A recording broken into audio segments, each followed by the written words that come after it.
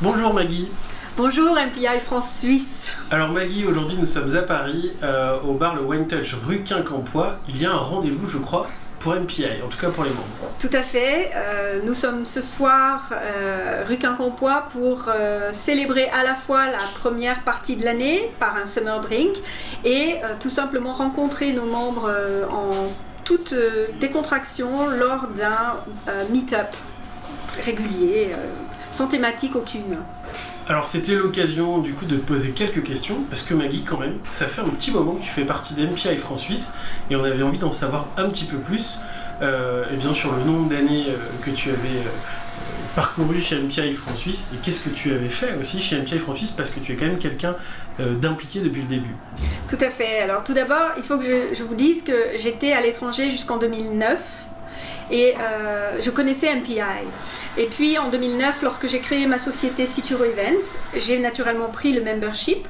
Et là, j'ai eu l'occasion d'aller sur une des conférences européennes à Turin. J'étais basée à Grenoble à l'époque. Et puis j'ai eu l'occasion de créer un bureau régional, puisque la volonté du président, à l'époque, le mandat du président Gérard Réus était de créer des bureaux régionaux pour que les événements puissent être ailleurs qu'à Paris. Donc voilà, en 2009, j'ai décidé de m'investir un petit peu, de faire connaître MPI, de faire connaître ce que ça peut apporter dans la région Rhône-Alpes, d'abord à Grenoble, ensuite Grenoble et Lyon. J'ai ensuite rejoint le board de MPI France en tant que VP Membership pendant les deux dernières années. Et puis tout naturellement décidé de poursuivre l'aventure en proposant mes services en tant que présidente. Alors Maggie, aujourd'hui tu le disais, ton activité est dans l'événementiel. Qu'est-ce qu'MPI t'apporte? C'est une association internationale, il y a une action qui est plutôt nationale, en tout cas pour la France. Qu'est-ce que ça t'apporte aujourd'hui MPI France-Suisse?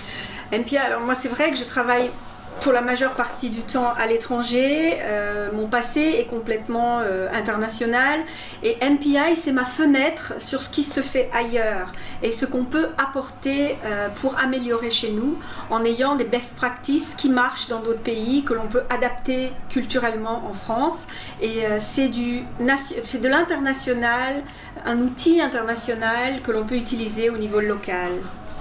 Alors d'ailleurs tu as participé à de nombreux événements à l'international qui sont organisés par MPI Global.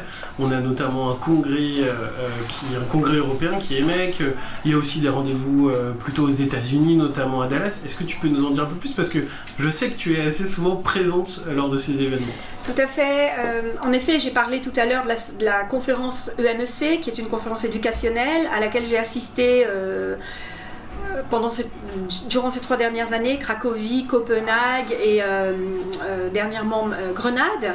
Ce sont des conférences, donc cette conférence a lieu une fois par an, et puis nous donne, nous en tant que membres du chapitre, l'occasion de rencontrer nos pairs au niveau européen et de partager nos lacunes, ce qui marche dans certains pays, ce qu'on pourrait améliorer, et en même temps de faire cette interface avec les équivalents aux États-Unis.